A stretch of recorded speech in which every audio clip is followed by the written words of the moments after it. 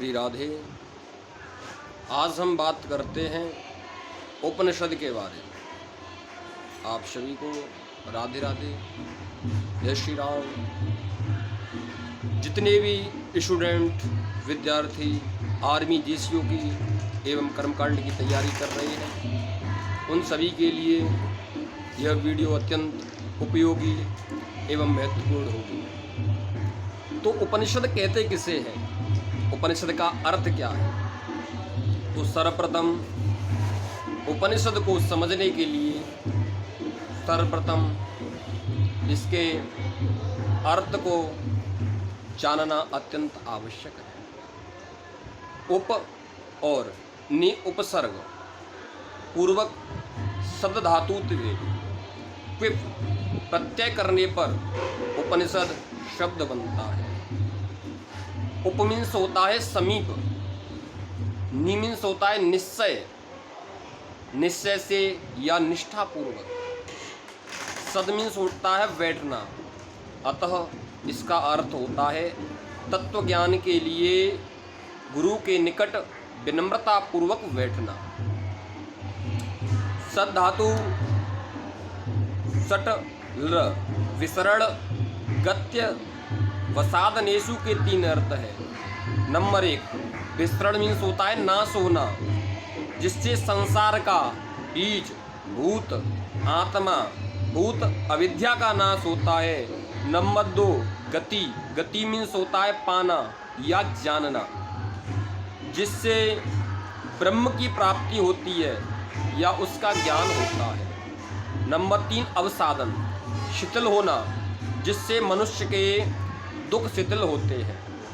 अतः शंकराचार्य ने अविद्या नाश, दुख निरोध और ब्रह्म प्राप्ति, इन तीनों अर्थों को लेकर उपनिषद को ब्रह्म विद्या का द्योतक माना है। इस प्रकार उपनिषद शब्द द्वारा अधिकारी शिष्य को एकांत में दी जाती थी। इस प्रकार उपनिषद शब्द अध्यात्म विद्या या ब्रह्म विद्या के अर्थ में प्रयुक्त होने लगा, क्योंकि यह विद्या गुरु द्वारा अधिकारी शिष्य को एकांत में दी जाती थी।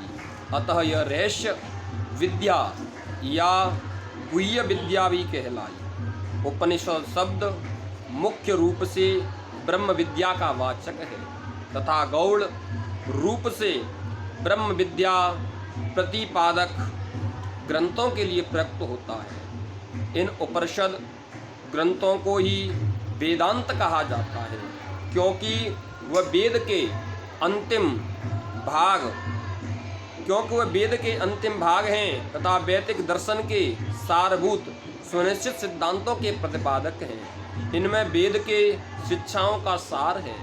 ये समस्त वेदों के मूल हैं। उपनिषद की गणना आरण्यकों में है। यह वैदिक साहित्य का अंतिम भाग संहिता, ब्राह्मण और आरण्यक है। वेदांत दर्शन के 3 प्रस्थान हैं: उपनिषद, गीता और ब्रह्मसूत्र। उपनिषद श्रवणात्मक, गीता निध ध्यानात्मक और ब्रह्मसूत्र मननात्मक हैं।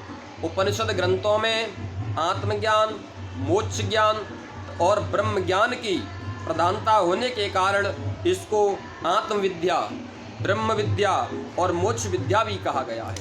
उपनिषद वस्तुतः अध्यात्म विद्या के मानसरोवर माने गए हैं, जिनमें भिन्न भिन्न ज्ञान विज्ञान की नदियाँ निकलती हैं।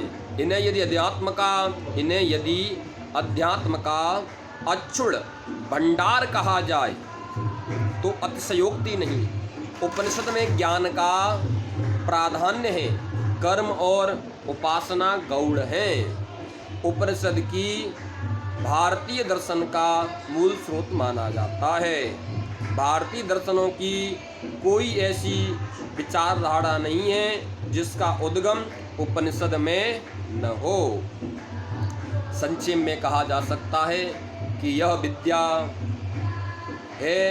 वह विद्या है जिसके अध्ययन से मानव भ्रम से रहित हो जाता है तथा सत्य की प्राप्ति करता है। ज्ञान के द्वारा मानव के अज्ञान का पूर्णतः नाश होता है। वस्तुतः देखा जाए तो उपनिषदों में ब्रह्म, जीव, जगत की विशद विवेचना की गई है।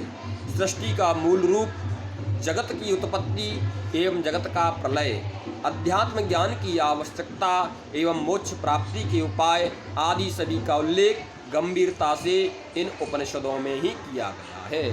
तो सवाल आता है, उपनिषद तो हमने समझ लिया, अब उपनिषदों की संख्या कितनी है? सवाल बनता है, यहाँ पर प्रश्न बनता है, उपनिषदों की संख्या कितनी है? तो इसके संबंध में बड़ा विवाद है। उपनिषदों की संख्या 108 से लेकर 200 तक मानी जाती है। इनमें 11 उपनिषद मुख्य मानी जाती हैं। इनका नाम है number 1 Isha, number 2 Kena, number 3 Katha, number 3 Prashna, number 4 Mundaka, number 5 Mandukya, number 6 Taittiriya, number 7 Aitareya, number 8 Chandogya, number 9 ब्रह्मारण्य, बृहदारण्यक और श्वेताश्वतर। इन प्रामाणिक उपनिषदों पर ही शंकराचार्य ने अपना भाष्य लिखा है। मुक्तिक उपनिषद में श्वेताक्षर को छोड़कर शेष 10 को ही प्रमुख उपनिषदें माना है। इसके अनुसार 10 उपनिषदों के नाम हैं ईश, केन, कट, प्रश्न, मुंड, माणुक्य, तितिरः, ऐतरेय च, छांदोग्यम, बृहदारण्यकम तथा प्रसिद्ध जर्मन विद्वान डायसन ने उपनिषदों के विकास क्रम को ध्यान में रखते हुए 4 भागों में बांटा गया है। नंबर 1 प्राचीन गद्य उपनिषद, उसमें क्या है? बृहदारण्यक, छांदोग्य, तैत्तिरीय, ऐतरेय, कौशितिक और केन। नंबर 2 प्राचीन पद्य उपनिषद, इसमें है कठ, ईश, श्वेताक्षर और महानारायण। नंबर 3 बाद के पद्य उपनिषद, प्रश्न, मैत्रायणी और मांडुक्य। नंबर 4 अथर्वण उपनिषद, इनमें तांत्रिक साधना है। सामान्य उपनिषद क, ख योगोपनिषद, ग सांख्य वेदांत उपनिषद, घ शैव उपनिषद, य वैष्णव उपनिषद, च शक्ति उपनिषद। उपनिषद वाक्य महाकोश में 232 उपनिषदों की नामावली दी गई है, परंतु इनमें सभी उपनिषद उपलब्ध नहीं होते।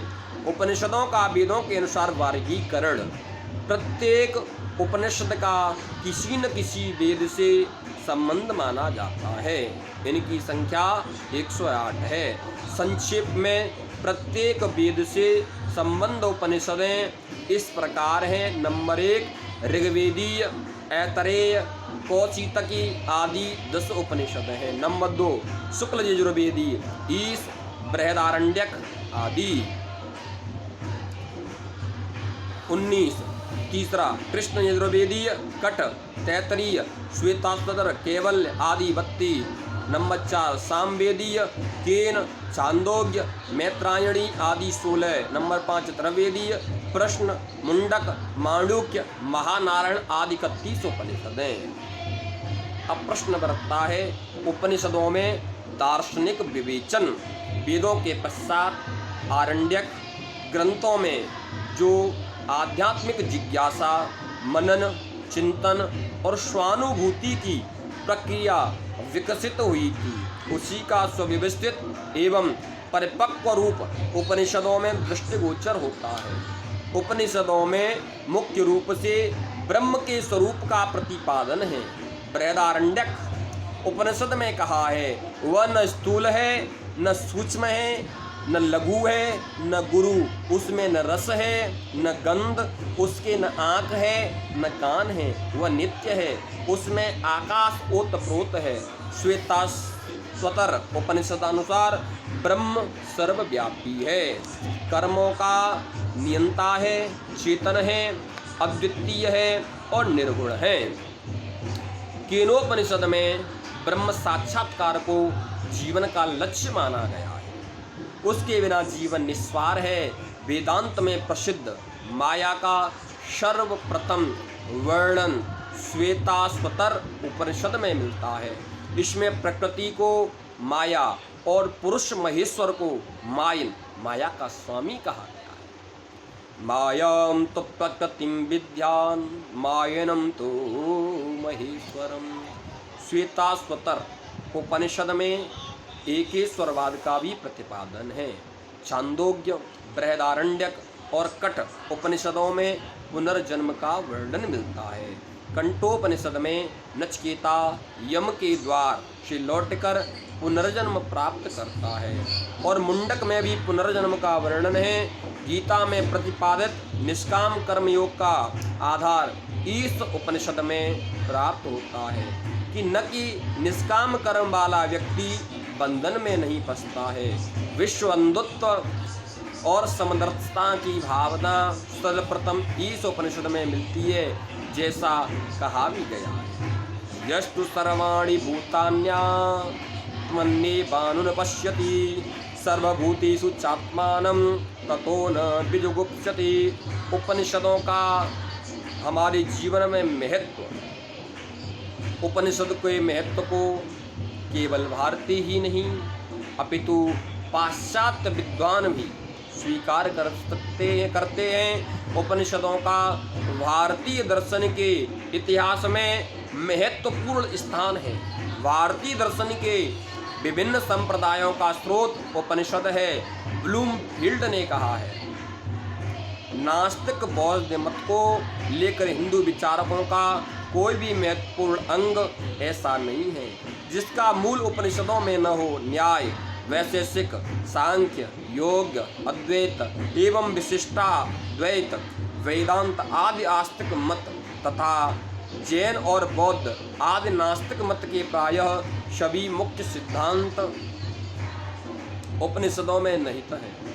बौद्ध दर्शन के अनात्मवाद का मूल रूप कंठोपनिषद में मिलता है। सांख्य के त्रिगुणमयी प्रकृति का वर्णन श्वेताश्वतर उपनिषद में मिलता है। इसी उपनिषद में योग के अष्टांग मार्ग का भी वर्णन मिलता है। शंकराचार्य और रामानुजाचार्य का दर्शन भी उपनिषदों पर आधारित है। अतः संपूर्ण भारतीय दर्शन का बीज उपनिषदों के अंतर्गत है। इससे उपनिषद की महत्ता प्रदर्शित होती है। उपनिषदों से भारतीय दार्शनिकों को मार्गदर्शन मिलता है। जब जब भारत में महान क्रांतियाँ हुई हैं तब तब यहाँ के दार्शनिकों ने उपनिषदों से प्रेरणा ग्रहण की है। उपनिषदों ने संकट काल में मानव का नेतृत्व कर अपूर्ण योगदान प्रस्तुत किया है। प्रोफेसर रानाडे का कथन उपनिषद में एक ऐसी दृष्टि दे सकते हैं जो मानव की दार्शनिक, वैज्ञानिक और धार्मिक मांगों को एक साथ पूर्ति कर सके, सत्य प्रतीत होता है। यह हमारे उपनिषदों के बारे में आप सभी को जानकारी दी गई है। इन्हें आप पढ़ें, लिखें, समझें। यह अत्यंत महत्वपूर्ण प्रश्न है।